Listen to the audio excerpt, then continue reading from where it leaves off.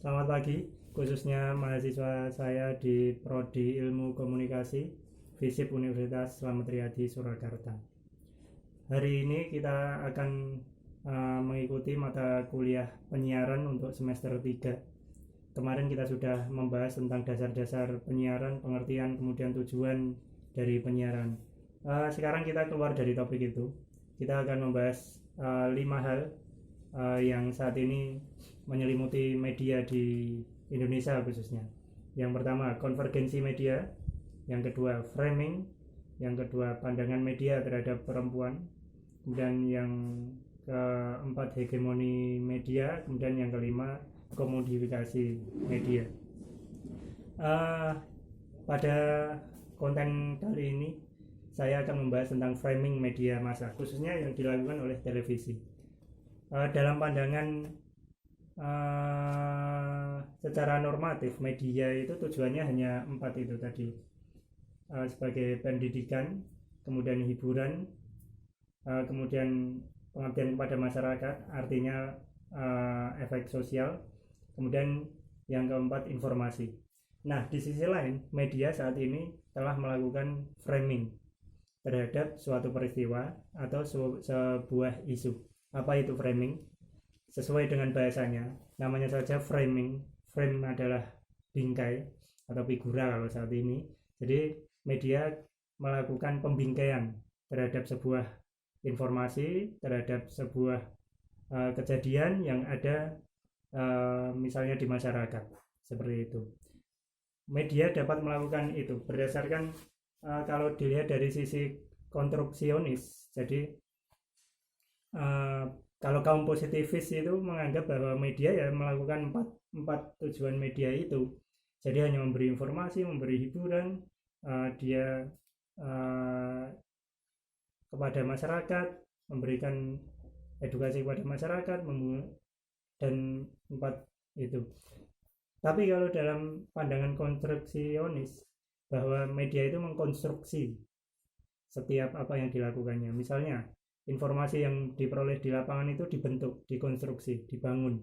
Jadi tidak murni bahwa apa yang tampil di media itu adalah hasil dari peliputan yang dilakukan di lapangan secara murni.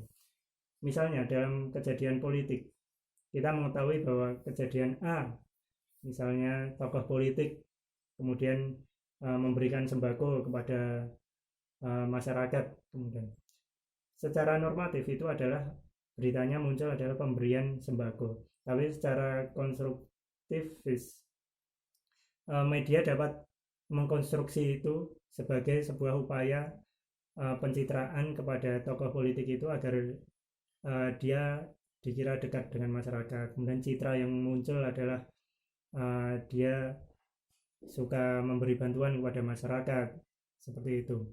Media juga mengkonstruksi banyak hal, misalnya dalam lingkungan sosial, budaya, dan lain sebagainya.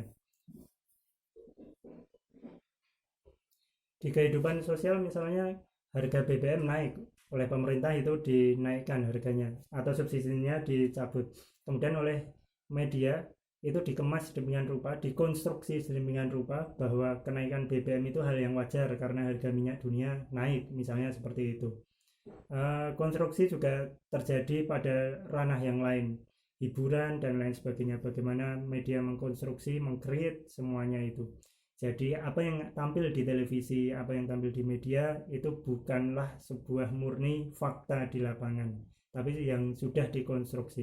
Proses konstruksinya pun sudah mengalami berbagai macam jenjang. Misalnya dari reporter atau wartawan yang di lapangan, dia melakukan konstruksi terhadap peristiwa itu sesuai dengan keinginannya.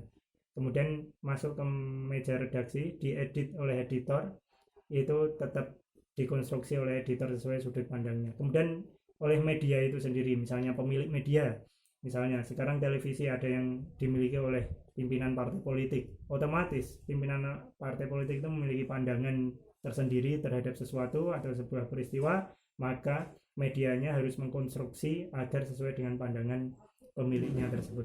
Tujuannya apa? Ada tujuan positif, ada tujuan negatif. Paling minim adalah agar citra pemilik stasiun televisi yang berkecimpung di politik itu tetap baik. Itulah framing atau pembingkaian. Misalnya dalam berita, semua pembingkaian dilakukan secara halus. Misalnya dalam bentuk berita informasi yang kadang-kadang pemirsa itu nggak tahu bahwa itu adalah hasil konstruksi. Seperti itu, secara singkat seperti itu, mudah-mudahan bisa dipahami. Selanjutnya, framing bisa dilakukan untuk tujuan jangka panjang. Misalnya, saya pernah meneliti framing Jokowi saat pemilu 2014 yang dilakukan oleh Tempo. Jadi, bagaimana Tempo melakukan framing terhadap Jokowi itu agar bisa menang. Caranya bagaimana? Terlepas dari kasus itu, terlepas dari penelitian saya itu. Cara media, misalnya televisi, melakukan framing terhadap misalnya MNC Group melakukan framing terhadap pemiliknya Haritanu ketika dia memiliki perindo itu dengan setiap hari memutar lagu Mars Perindo, kemudian setiap saat ada iklan yang isinya adalah Perindo bersama Haritanu, seperti itu. Dia melakukan framing agar nanti titik akhirnya adalah Perindo menang dan Haritanu menjadi calon presiden, seperti itu. Begitu juga Metro TV melakukan framing sedemikian rupa sehingga Surya Paloh itu bisa memperoleh kekuasaan. Di awal-awal Nasdem itu hanya sebagai sebuah perkumpulan atau lembaga, bukan sebuah partai politik, organisasi massa. Jadi Nasdem yang pertama kan hanya organisasi massa, kemudian berubah menjadi partai politik, ada partai politik sendiri, dan Surya Paloh lagi yang memimpin, dan tokoh sentralnya tetap seperti itu. Karena dia punya media, maka dia memframing sedemikian rupa bahwa Nasdem adalah partai politik yang bla bla bla bla bla bla, sehingga terwujud seperti itu. TV One dimiliki Abu Rizal Bakri, beberapa sahamnya itu juga sama, melakukan framing secara jangka panjang dulu. Ical dengan partai Golkarnya sering nongol di TV One, kemudian ketika ada berita atau informasi miring tetap tidak diberitakan. Itu adalah dalam rangka framing terhadap partai Golkar dan Ical Bakri, seperti itu. Tujuan framing yang dilakukan oleh media itu apa? Tujuan framing adalah membentuk citra yang baik atau mengikis citra buruk. Sebenarnya tidak usah jauh-jauh, di diri kita sendiri kadang juga melakukan framing. Ketika saya minta Anda menjelaskan kegiatan Anda dari bangun tidur sampai siang mungkin, itu pasti akan menceritakan, Anda memframe bahwa Anda adalah orang yang positif. Misalnya saja kegiatan Anda di bangun tidur itu bangun, melek mata, kemudian Anda menceritakan bahwa langsung sholat, atau yang beragama lain langsung berdoa, kemudian membersihkan, ikut bantu-bantu orang tua, nyapu dan lain sebagainya, kemudian baru mandi, melakukan kuliah dan lain sebagainya. Anda tidak menampilkan bahwa ketika melek mata itu Anda masih kucek-kucek, molet-molet, pegang HP, kemudian WA-an, rebahan, kemudian Anda mohon maaf ke kamar mandi, kemudian pipis, kemudian dan lain sebagainya, seperti itu tidak diceritakan.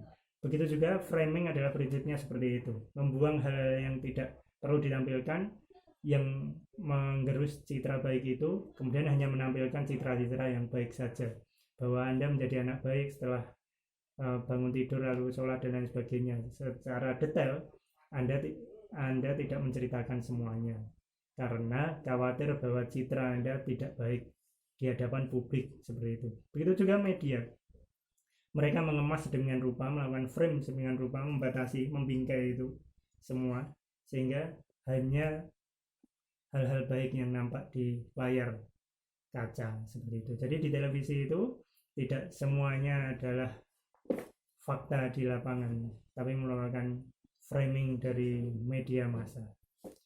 Demikian yang dapat saya sampaikan. Nanti lebih jelasnya saya sampaikan di kelas tentang teori dan lain sebagainya. Terima kasih. Selamat pagi.